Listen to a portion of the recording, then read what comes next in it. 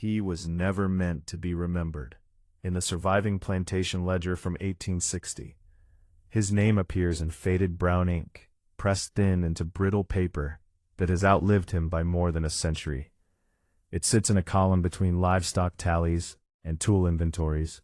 No surname, no date of birth, no parentage, just a single given name, and beside it a word written in a steadier, darker hand: accountant. It was not a promotion, it was not trust, it was utility. On plantations across Mississippi and Louisiana in 1860, literacy among the enslaved was not merely discouraged, it was feared. Laws had been written to prevent it. Punishments had been designed to crush it. The ability to read and write was understood as a doorway, and doorways suggested escape. Knowledge carried the scent of rebellion. Words could travel farther than chains could reach. And yet, on this plantation, one enslaved man was permitted, perhaps forced, to hold a pen. The plantation itself was like many others of the Antebellum South, sprawling fields of cotton stretching outward in ordered rows, white against dark soil, dependent on timing, weather, and relentless human labor. The main house rose above the fields with calculated distance, elevated both physically and socially. Around it clustered the slave quarters, rough timber structures where life unfolded under watchful eyes. Every sunrise marked the beginning of measured productivity. Every sunset brought exhausted bodies back to spaces too small for the grief they carried. But beyond the fields and the quarters, beyond the smokehouses and barns, there was a small room near the main house, sometimes an office, sometimes simply a desk in a corner, where numbers ruled. The plantation did not run on cotton alone. It ran on calculation. Bales harvested per acre, pounds picked per hand, rations distributed weekly, fabric issued for clothing, tools repaired, replaced, or lost, births recorded as increase, deaths recorded as depreciation. Enslaved people reduced to figures in the same columns as mules and plows. The language of commerce flattened humanity into arithmetic. The master could not be everywhere at once. He relied on overseers for discipline, but he relied on records for control. Records gave him certainty. Records told him whether the season was profitable. Records determined how much credit he could extend with banks in distant cities like New Orleans. Records translated sweat into wealth. And so he needed someone who could count. The enslaved man who became known as the accountant likely learned his letters in secrecy, long before the master recognized his usefulness. Perhaps he had been taught as a child by someone who risked punishment to pass on knowledge in whispers. Perhaps he listened from a doorway while white children recited their lessons. Perhaps he traced shapes in dirt, memorizing the curve of an S, the angle of an L, building an invisible vocabulary that would one day become visible ink. However it happened, literacy found him. On many plantations, discovery would have meant mutilation, sale, or death. But plantations were businesses before they were households. If a skill could increase profit, it could be tolerated, even protected. He may have first been assigned to simple tasks, counting harvested cotton as it was weighed, noting totals under the supervision of an overseer who hovered close enough to watch every mark. His handwriting would have been examined, his arithmetic checked. Trust in such a place was never given freely. It was extracted through demonstration. Gradually, responsibility deepened. He began recording daily yields from individual field hands. Names aligned beside numbers, 30 pounds, 50, 80. The strongest pickers elevated, the weakest exposed. The ledger became a mirror the enslaved could not avoid. It measured them publicly. It defined their value in figures that determined punishment or praise. He would have understood what those numbers meant. He would have known that a drop in output could bring lashes, that an illness recorded as inefficiency might not be forgiven. Each entry he wrote carried consequence. His pen did not float above suffering, it moved through it. And yet, within that small room, he occupied a space unlike any other enslaved person on the plantation. He was indoors while others bent beneath the sun. He handled paper that others were forbidden to touch. He heard conversations about loans, crop forecasts, debts owed to merchants. He glimpsed the machinery behind the brutality, the fragile economic skeleton holding the plantation upright. The master may have spoken freely in his presence, assuming obedience equaled loyalty. To enslavers, forced service was often mistaken for devotion. Silence was interpreted as simplicity. They did not imagine that an enslaved man listening quietly might be calculating more than sums. The designation accountant was written as function, but it carried implication. It meant he was trusted with totals that determined survival, not his own but the plantation's. It meant he had access to information about debts, prices, and expectations. It meant he understood that the entire enterprise depended on numbers aligning convincingly enough to satisfy distant creditors. Plantations in 1860 were rarely self-contained kingdoms. Many were deeply indebted, operating on credit extended through commercial networks that reached northward. Cotton was king, but cotton was also collateral. A poor harvest or misreported yield could ripple outward, tightening financial pressure. In cities like New York City, merchants and banks waited for shipments whose value had already been anticipated, leveraged, and spent on paper. The enslaved accountant, sitting at his desk, would have seen those anticipations inked into expectation. He would have copied projected yields beside actual harvests. He would have recorded advances taken against crops not yet grown. He learned the plantation's vulnerabilities simply by doing his job. There is a particular cruelty in forcing a man to quantify his own bondage. When he recorded rations, he saw how little was allotted. When he documented births, he saw how children were entered not as blessings, but as additions to labor force. When he marked deaths, he saw how swiftly a life could be converted into loss on a balance sheet. But there was also education in that cruelty. He saw patterns. He saw where the master exaggerated. He saw how debt crept upward season after season. He saw how heavily the plantation relied on good weather and compliant bodies. He understood that the appearance of prosperity often masked instability. The ledger was not merely a record, it was a confession. Every enterprise leaves traces of its weaknesses. Here, weakness appeared in fluctuating cotton prices, in mounting supply costs, in the careful wording of letters sent to creditors. The master might boast publicly, but in private columns he acknowledged uncertainty. The enslaved accountant copied those uncertainties faithfully. He learned that power was less solid than it appeared from the fields. At night, when he returned to the quarters, he carried knowledge no one else possessed in full. Others felt the whip. He felt the arithmetic behind it. Others knew exhaustion. He knew the expectations driving it. Knowledge did not lessen suffering, but it clarified its architecture. What did it mean for an enslaved man to understand the system that enslaved him in such intimate detail? It meant he could see where it bent. He was invisible to history because invisibility was his assigned condition. Plantation records rarely preserved the interior lives of the enslaved. They preserved transactions. Yet his presence lingers in the consistency of handwriting across years, in marginal corrections made with deliberate care. Historians who later handled those ledgers noted the precision, the unusual steadiness. They did not record his thoughts. They could not. But they saw his work. The irony is unbearable. A man denied legal identity became the keeper of identities on paper. He documented others' productivity, others' existence, while his own story dissolved into a title, the accountant. As if he were born for calculation, as if he had no childhood before columns, no mother who whispered his name differently. He likely understood that the very skill granting him proximity to power also isolated him. Field hands might have viewed him with suspicion, seeing him as an extension of the master's surveillance. Overseers may have watched him for signs of overreach. He existed in an uneasy middle, not free, never equal, yet positioned closer to information than any enslaved person should have been. Isolation can sharpen perception. Day after day he wrote numbers that fed a system built on forced labor. Day after day he watched how fragile that system truly was. The plantation's grandeur, its white columns, its polished silver, its illusions of permanence, rested on ink that could be altered. And he held the pen.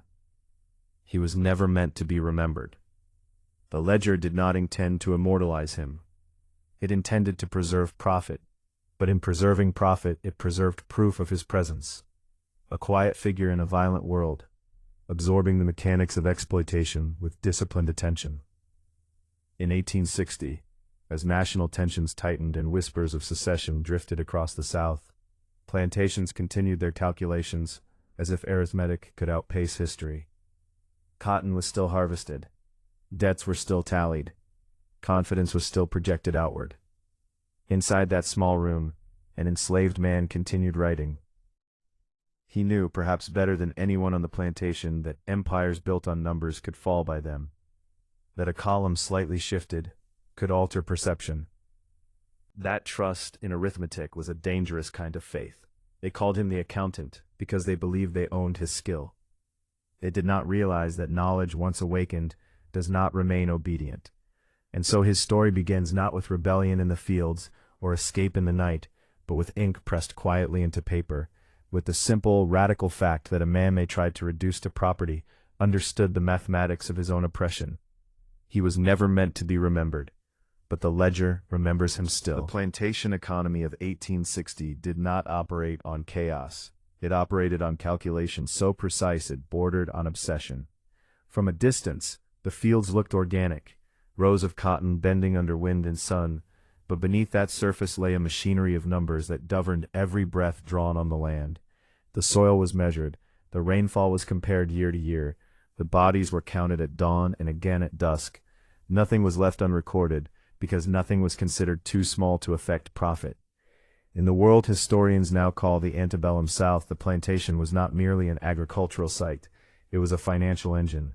Its heartbeat was cotton, but its bloodstream was credit. Each bale harvested from Mississippi soil was already promised to distant markets. Each acre planted represented debt leveraged against expectation. The future was written in ink long before it was grown in fields. On plantations stretching across Mississippi, Alabama, and Louisiana, masters prided themselves on efficiency. They studied agricultural journals. They compared yields with neighbors.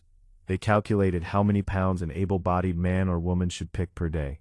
30 was acceptable. 50 was impressive. 80 bordered on extraordinary. These numbers were not motivational goals.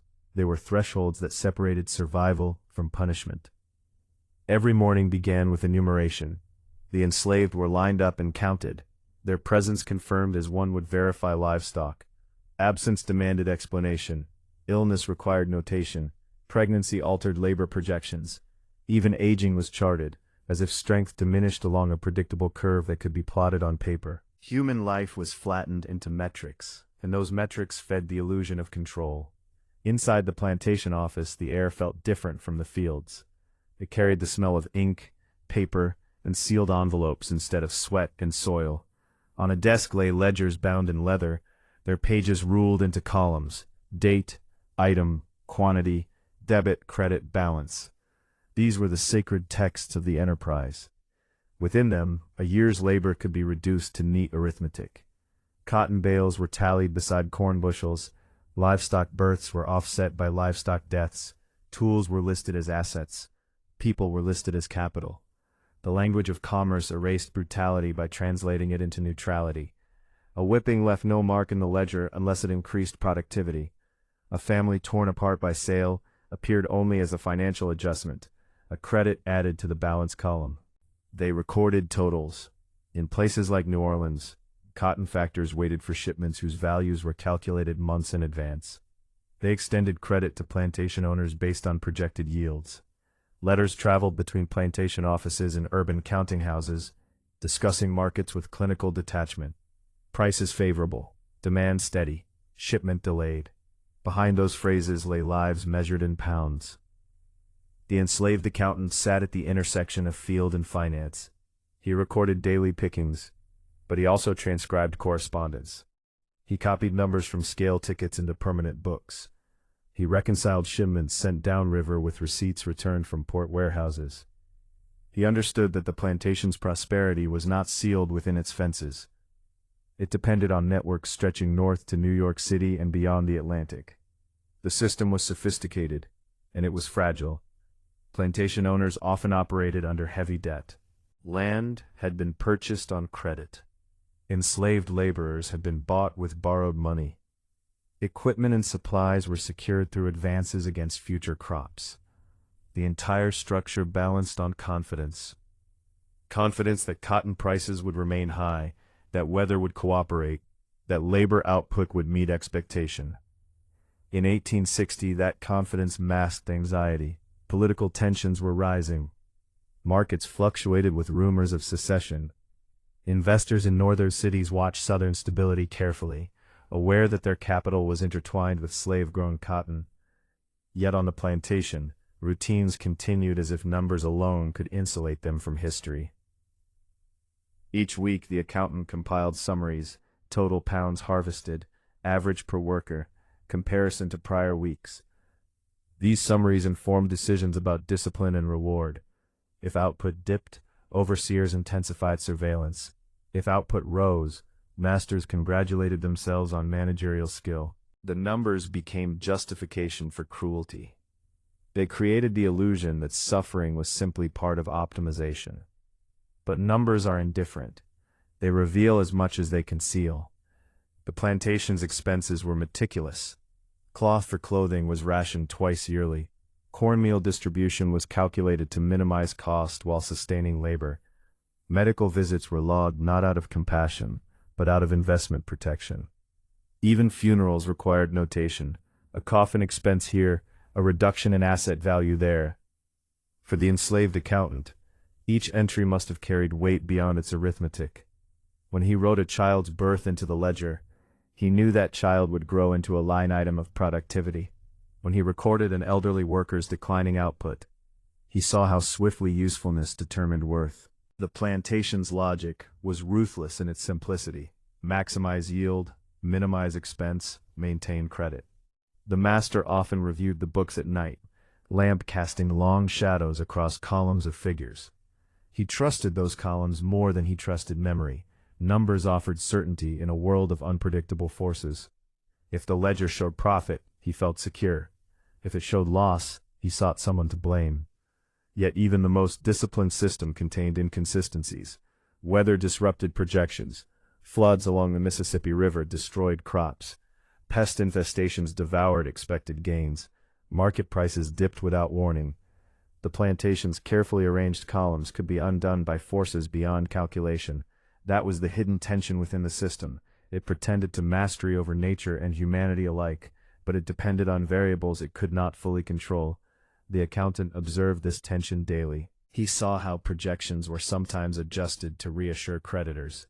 He noted how deficits were framed as temporary setbacks. He understood that the master's confidence was partly performance, a narrative constructed through selective emphasis on favorable numbers. In cities like Memphis, warehouse receipts validated shipments. If a plantation claimed to have sent 100 bales, but receipts confirmed only 95, the discrepancy triggered questions. Trust, once shaken, tightened credit. Tightened credit threatened survival. The entire system was interconnected, and information flowed through it like blood through veins. For the enslaved accountant, the ledger was not abstract. It was immediate. It dictated how much cornmeal was issued to his own quarters. It determined whether new clothing would be purchased or deferred. It influenced whether families would be sold to cover debt. He could see, in ink, the levers that controlled his world. The plantation's grandeur, its large house, its formal dinners, its display of wealth, rested on these silent calculations. Guests admired polished floors and manicured grounds, unaware that every refinement had been offset against human suffering in a column labeled expense. Wealth required proof, and proof was numerical. The accountant's role gave him access to that proof.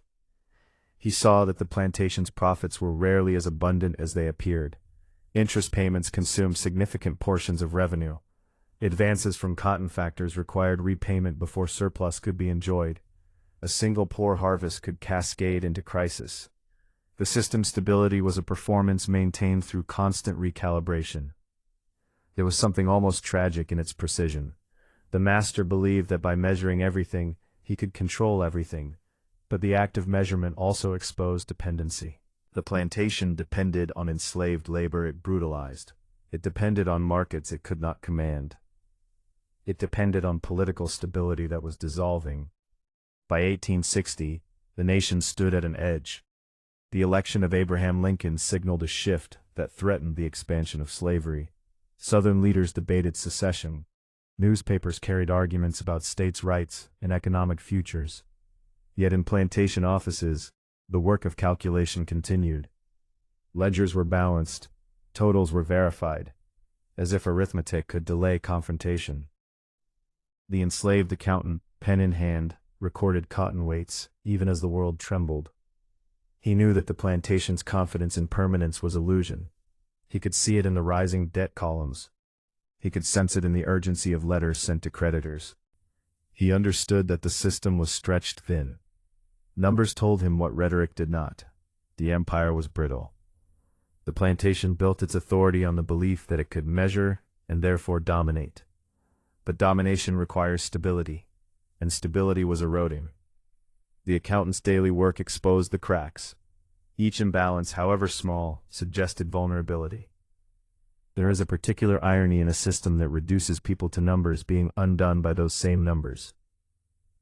The master believed the ledger affirmed his power. He did not consider that the ledger also documented his dependence. Every borrowed dollar, every projected bail, every interest payment due, all were confessions of fragility. The enslaved accountant's quiet presence in that room was itself a contradiction. A man denied legal personhood was entrusted with maintaining the financial integrity of the enterprise. The system required his intellect even as it denied his humanity. It relied on his accuracy while insisting he was inferior. This contradiction was the plantation economy in miniature, sophisticated yet morally bankrupt, orderly yet violently unstable. By night, when the books were closed and the lamps extinguished, the numbers remained. They lingered in memory, in patterns recognized, and vulnerabilities understood. The plantation might have appeared eternal beneath the southern sky, but its survival depended on columns aligning just right. And columns can be altered. In 1860, the plantation still stood, cotton still grew, credit still flowed, but beneath the surface of measured confidence, the arithmetic told another story, one of mounting pressure, of dependency disguised as dominance, of a system so reliant on precision that even slight disruption could trigger collapse. The plantation was built on numbers, and numbers, once understood, could become something more than record. They could become revelation. At first glance, the books were immaculate. The ink flowed evenly across the page, numbers aligned with disciplined precision inside their ruled columns. Dates marched forward in orderly progression. Cotton weights corresponded with scale tickets, livestock inventories balanced against prior counts. To any casual observer, to a visiting merchant, to a neighboring planter comparing yields, the ledger reflected competence, stability, control. The master took pride in that control. He would sit at his desk in the evening, jacket removed, sleeves rolled neatly at the forearm, reviewing the day's entries under lamplight. The plantation breathed differently at night. The fields fell silent. The quarters murmured with low conversation. But inside the office, the numbers glowed steady and reassuring. They suggested that everything beyond those walls, the labor, the discipline, the unpredictability of weather, had been captured and contained.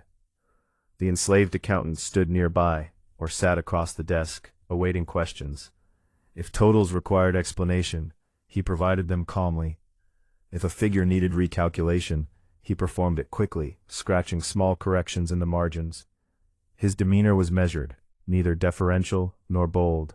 He existed within the narrow space allowed him, useful, silent, precise. The master trusted him because the books rewarded that trust, but perfection can be its own disguise. It began with something so small it escaped notice. A shipment recorded as 98 bales instead of 100. Not an outrageous falsification, merely a subtle understatement. 2 bales diverted in description, though not physically removed. Their absence would not raise immediate alarm. Market fluctuations could explain slight discrepancies. Moisture content might alter weight. Clerical error was always possible. The accountant understood the elasticity of assumption. Weeks passed. Entries continued as usual. Cotton tallies accumulated. Daily pickings were recorded faithfully, but in the summary pages, the pages that translated daily labor into seasonal projection. Decimals shifted by hairline margins. A 7 became a 1 with the faintest adjustment of ink. A carryover number was slightly underreported. Totals remained plausible, never dramatic. He did not steal. He did not remove coin from drawers or goods from storehouses. Theft would have been discovered swiftly and punished publicly. Instead, he manipulated perception. The plantation operated on credit extended in advance of harvest. Merchants in New Orleans had already calculated expected yields based on prior seasons. Banks in New York City anticipated shipments that justified loans. The master himself negotiated advances using projected totals transcribed from these very ledgers. The accountant knew that projections were built from summaries, not from raw daily data, and summaries were his responsibility. He allowed daily tallies to remain accurate enough to avoid suspicion from overseers, who occasionally cross-checked weights. But when those tallies rolled upward into monthly aggregates, he shaved small amounts from expected surplus. A fraction here, a percentage there, nothing so bold as to imply sabotage, only enough to create a quiet drift between expectation and reality. In isolation, each adjustment meant little, but over months patterns emerged. Creditors reviewing plantation reports noticed slight shortfalls in projected output. Not catastrophic, merely concerning. Letters were sent requesting clarification. The master, confident in his system, attributed discrepancies to weather or labor inefficiency. He urged patience. The accountant recorded those letters carefully, copying the master's responses into outgoing correspondence logs. He saw the tightening tone. He saw how confidence required performance. He deepened the performance. Another shipment was recorded slightly lower than actual. Another expense column subtly inflated. Repair costs appeared marginally higher than reality justified. Again, nothing extreme. The plantation still appeared profitable. It simply appeared less robust than anticipated. The brilliance of the manipulation lay in its restraint. Had the books shown dramatic losses, immediate investigation would have followed. Had profits plummeted inexplicably, suspicion would have focused on internal fraud. But slow erosion mimicked natural decline. Markets fluctuated, soil exhausted, labor weakened. Plausible explanations existed for incremental deterioration. The master responded as men of business do when confronted with mild loss. He borrowed more.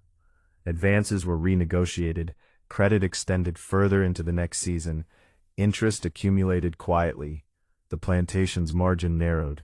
The accountant understood interest better than anyone else in the room. He had copied figures calculating rates compounded across seasons. He knew that a few percentage points sustained over time transformed manageable debt into suffocating obligation. He recognized that confidence in future harvests was the only shield against immediate collapse. So he allowed confidence to persist, but thinner each month. There were nights when he sat alone at the desk, reviewing columns before closing the book. The lamplight flickered against numbers that appeared innocent. He must have felt the weight of risk pressing against his ribs. Discovery would mean torture, perhaps execution. The system he manipulated had no mercy for those who threatened it. Yet the ledger itself offered a strange kind of protection. Because the numbers were reasonable, because every adjustment was defensible if challenged, because he understood the psychology of oversight. Men trusted neat columns more than intuition. The plantation's overseer occasionally reviewed daily tallies, but he did not audit seasonal summaries. The master reviewed final balances, but he trusted arithmetic performed consistently over years. Familiar handwriting reassured him. Consistency bred complacency. Outside the office, the world tightened. Political tension accelerated toward rupture. Newspapers carried heated debates over states' rights and federal authority. Southern leaders spoke openly of secession. The election of Abraham Lincoln loomed as a threat to expansion and stability. Markets responded with nervous fluctuation. Cotton prices dipped unpredictably, then rose again. Investors hesitated. In that climate of uncertainty, even minor financial weakness carried greater consequence. Creditors in Memphis and New Orleans began reconciling plantation reports with warehouse receipts more closely. Discrepancies once overlooked gained significance. Letters grew sharper. Requests for verification became demands. The master grew irritated. He summoned the accountant one evening, ledger open before him.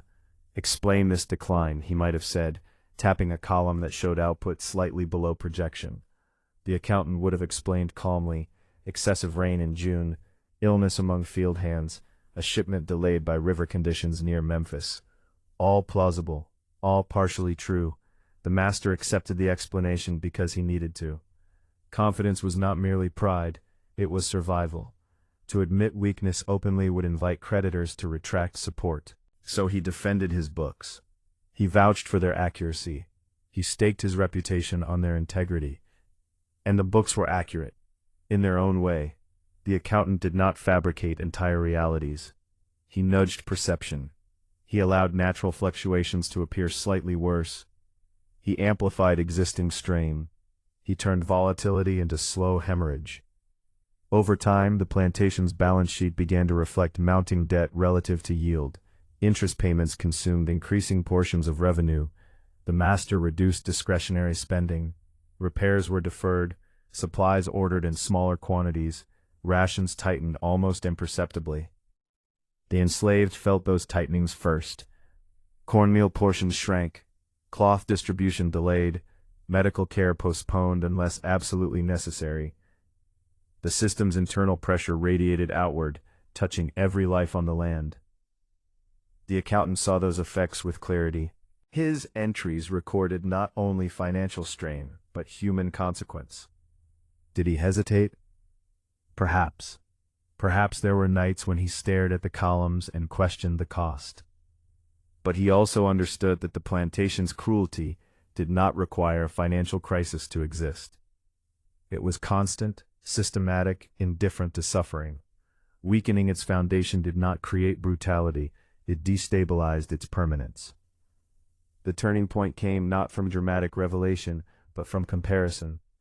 A creditor concerned about tightening margins conducted a more thorough audit than usual. Warehouse receipts in Memphis were compared line by line against reported shipments. Small mismatches surfaced, not outright contradictions, but inconsistencies in timing and total weight. Questions multiplied. The master, indignant, demanded internal review. Ledgers were reopened, columns re-added. The accountant performed calculations under watchful eyes. Everything aligned, internally. The books balanced within themselves. That was the elegance of his method. The inconsistencies existed between systems, not within a single page. But interlocking systems eventually exposed drift. A merchant in New Orleans reported slightly higher cotton receipts than the plantation's outgoing log indicated. Transportation delays were cited, documentation re-examined. The paper trail, once assumed seamless, showed faint fractures. Suspicion entered the room. Not suspicion of sabotage, not yet. Suspicion of incompetence. The master's pride took a hit. He tightened oversight. Overseers were instructed to monitor weighing more closely. Correspondence became defensive. The plantation's reputation wavered. Credit tightened further. And here the mathematics completed its work. Because plantations operated on margin, and margin depends on trust. Once trust weakens, lenders reduce exposure. Reduced exposure forces planters to liquidate assets. Assets often meant enslaved people. The very system that reduced human beings to property began consuming its own inventory to survive. Sales were arranged quietly. A young man transferred to a neighboring plantation to cover debt. A woman and her child sold to a trader heading south. The ledger recorded these transactions in clean script. Sold, one male, age 22. Sold, female, age 30, with issue. Debits and credits. The accountant wrote those entries himself. Each sale moved the plantation closer to temporary solvency while hollowing its labor force. Output dipped further. More credit was required. The spiral tightened. Eventually, creditors demanded partial repayment. Land parcels were mortgaged. The master, once confident beneath lamplight, now sat in silence before columns that no longer reassured him. The discovery of manipulation, if it was ever fully understood, likely came too late to matter. The damage was systemic, not explosive. No single fraudulent entry could be isolated as catastrophic. It was the accumulation that destroyed. Arithmetic had undone arrogance. History does not preserve the accountant's fate in clear record. There are no surviving trial transcripts bearing his name. No newspaper articles recounting his punishment. Perhaps he was beaten, perhaps sold, perhaps his role was never fully uncovered, dismissed instead as clerical confusion in a volatile time. What remains are the ledgers themselves. Historians examining them decades later noted irregularities in projection against shipment. They observed patterns of slow decline preceding financial distress. They saw evidence of over-leveraging in the years just before the American Civil War reshaped the nation. They did not know his intention, but intention breathes between the lines. The secret within the ledger was not bold rebellion. It was patience. It was understanding that systems built on exploitation depend on perception of stability. It was recognition that slight distortions, applied consistently, can destabilize even the most disciplined enterprise. He did not burn fields. He did not raise weapons. He adjusted numbers, and those numbers, so trusted, so revered, became the quiet instrument of collapse. By 1860, the southern plantation economy stood tall in appearance and hollow at its core. From a distance it looked indestructible, miles of cotton stretching across fertile land, grand houses rising above manicured grounds, riverboats carrying wealth down the Mississippi. Politicians spoke confidently of expansion, planters toasted to prosperity, newspapers declared cotton indispensable to the world. The phrase "King Cotton" was not metaphor. It was conviction. But empires built on a single crop and borrowed money are rarely as secure as they appear. Across Mississippi and Louisiana, plantations operated on a system of credit so expansive it required constant motion to survive. Land had been purchased on loans. Enslaved men, women, and children had been bought with advances secured against future harvests. Equipment, seed, even household luxuries were often obtained on promise rather than payment. The plantation was not simply an agricultural estate. It was a node in a vast financial network stretching northward and overseas. At the center of that network stood cotton. In port cities like New Orleans, cotton factors managed shipments from hundreds of plantations. They arranged sales, extended credit, negotiated prices. They advanced money to planters months before harvest, confident that the coming season would justify their risk. In financial centers such as New York City, banks and investors relied on southern cotton as collateral for loans and as raw material for northern textile mills. Across the Atlantic, British manufacturers depended on American fiber to feed the machinery of industrialization. The entire system was interlocked. Confidence in one regional area sustained confidence in another. But by 1860, confidence had begun to flicker. The election of Abraham Lincoln signaled a shift many Southern planters interpreted as existential threat. Debates over slavery's expansion had grown bitter. Secession was no longer whispered, but openly discussed in legislative halls and newspaper editorials. Markets react quickly to uncertainty, and uncertainty had become constant. Cotton prices fluctuated more sharply than usual. Investors hesitated before extending new credit. Insurance rates for river shipments crept upward. Letters from northern financiers carried subtler language, polite but probing. Planters accustomed to automatic advances found themselves asked for additional documentation, additional assurance. The plantation in question felt these tremors directly. Its books, once confident projections of steady yield, now faced scrutiny. The small discrepancies introduced by the enslaved accountant did not occur in isolation. They emerged within a climate already anxious. Where minor underperformance might once have been overlooked, it now drew attention. Where slight deviation might once have been attributed to weather, it now suggested weakness. The master sensed the shift, though he may not have understood its origin. He had built his estate on expansion. Each successful season justified another loan, another land purchase, another acquisition of enslaved labor. Growth was proof of dominance. Stagnation was failure. To admit vulnerability would be to question the entire premise of his authority. But the numbers told a quieter story. Interest payments consumed larger portions of seasonal revenue. Advances required renegotiation under less favorable terms. Creditors, cautious in uncertain times, demanded tighter accounting. Warehouse receipts were compared more carefully against reported shipments. Small inconsistencies, once dismissed, were cataloged. The enslaved accountant, pen in hand, recorded the master's growing irritation. He copied letters of reassurance, composed in confident tone, but edged with defensiveness. He calculated balances that narrowed month by month. He understood that the plantation's survival depended not on wealth already possessed, but on wealth promised. And promises are fragile when history accelerates. By late 1860, Southern states began moving toward secession. Political conventions debated withdrawal from the Union. Newspapers inflamed public sentiment. Rumors traveled faster than formal declarations. In financial districts of New York, investors weighed risk with new urgency. If war came, what would happen to Southern debt?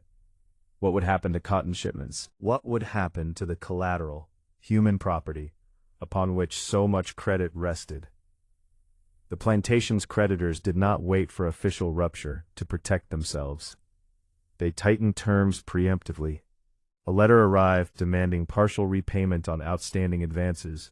Another required verification of crop storage. A third reduced the amount of new credit extended for the upcoming season. The master, once accustomed to easy negotiation, now faced constraint. Constraint exposed dependency. To meet immediate obligations, assets had to be liquidated. Livestock was sold first, equipment next. When those proved insufficient, the most valuable assets, enslaved people, were placed on the market. Sales were framed as strategic adjustment. In truth, they were desperation. The accountant recorded each sale with steady hand. Sold, male age 24. Sold, female age 18. Sold, child age 7. Balance adjusted. Each transaction offered temporary relief, but each also reduced labor capacity. Fewer hands meant lower output. Lower output meant reduced revenue. Reduced revenue meant greater reliance on credit, credit that was now scarce. The spiral tightened invisibly at first. Beyond the plantation gates, the national crisis deepened. In April 1861, the firing on Battle of Fort Sumter ignited open conflict. The American Civil War had begun. Markets convulsed. Transportation networks fractured. River trade faced disruption. Insurance rates soared. Northern banks froze or recalled loans tied to Southern assets. The plantation's financial architecture, already strained, began to collapse under the weight of war. Cotton shipments stalled as blockades threatened Southern ports. Buyers hesitated to commit to purchases they might never receive. Prices fluctuated wildly. What had once been predictable seasonal rhythm became chaos. The master searched for explanations within his control. He scrutinized overseers. He demanded increased productivity from those who remained. He extended working hours, tightened discipline, reduced rations further. Pressure radiated downward through every layer of the plantation hierarchy, but no amount of discipline could repair severed trade routes. Creditors who once courted his business now demanded repayment. Some refused further extension entirely. Without credit, the plantation could not purchase seed or equipment for the next cycle. Without stable markets, harvests could not guarantee revenue. The illusion of permanence evaporated. The enslaved accountant saw the unraveling in stark clarity. Columns that once aligned now bled red ink. Interest outpaced income. Expenses, though reduced to cruelty's edge, exceeded sustainable levels. The ledger, once symbol of mastery, became a record of decline. There is a particular kind of fear that accompanies financial collapse. It is quieter than battlefield terror, but equally consuming. It erodes confidence, distorts judgment, amplifies desperation. The master felt it in sleepless nights and sharpened temper. He felt it in the way letters from creditors seemed heavier than before. He may never have suspected deliberate manipulation within his books. The scale of national crisis provided ample explanation for decline. War was convenient scapegoat. Market volatility offered plausible cover. The small distortions introduced by the accountant dissolved into broader chaos. But those distortions had weakened the plantation before war struck. They had narrowed margins, increased dependency, reduced flexibility. When crisis arrived, the estate lacked resilience. It was not a dramatic collapse. Instead, deterioration unfolded across months. Land parcels were mortgaged to cover debt. Household silver quietly sold, repairs abandoned, fields left partially unplanted due to insufficient labor. The grand house remained standing, but its authority felt diminished. Its columns no longer symbolized confidence, but denial. Meanwhile, enslaved people watched with cautious awareness. Rumors of Union victories traveled through whispered networks. The Emancipation Proclamation of 1863 would later alter the legal landscape, but even before formal emancipation reached them, instability altered daily life. Overseers, uncertain of the future, grew harsher or more erratic. Some planters fled advancing Union forces, abandoning estates to chaos. The plantation that had once presented itself as orderly enterprise now revealed its fragility. The accountant continued writing until writing itself became uncertain. Paper grew scarce. Ink supplies dwindled. Correspondence slowed as postal routes fractured. Eventually, the ledgers stopped mid-season, columns incomplete, totals unresolved. History preserved those unfinished pages. After the war, the plantation system as it had existed in 1860 was gone. Slavery was abolished. The economy of the South lay devastated. Landowners struggled to rebuild under new labor arrangements. Many former planters never recovered financially. Their pre-war wealth, built on credit and human bondage, had evaporated. Looking backward, it is tempting to attribute collapse solely to war, to see the Civil War as singular force that destroyed the plantation world. But the truth is more complex. The system had been vulnerable long before cannons fired. It relied on perpetual expansion, on stable international demand, on uninterrupted credit. It relied on the assumption that enslaved labor would remain both controllable and infinitely productive. It relied on numbers behaving predictably. The enslaved accountant understood that predictability was illusion. He saw how slight deviations could magnify over time. He recognized that empires built on exploitation often mistake momentum for invincibility. By the time war exposed the plantation's weaknesses publicly, internal strain had already hollowed it.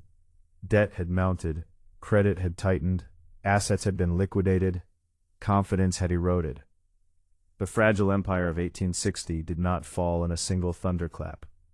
It fractured along lines of dependency, financial overreach, and moral corruption. The numbers that once affirmed power became evidence of collapse, and somewhere within those fading ledgers, in the altered projections, in the understated shipments, in the incremental tightening of margins, lay the quiet influence of a man who understood that arithmetic could be weaponized. He did not command armies. He did not draft proclamations. He adjusted columns. In a system obsessed with calculation, he calculated differently, and when national crisis struck, the plantation found itself less prepared than it believed, its empire brittle, its foundation compromised, its grandeur unable to withstand pressure. The numbers had warned of fragility long before history made it undeniable.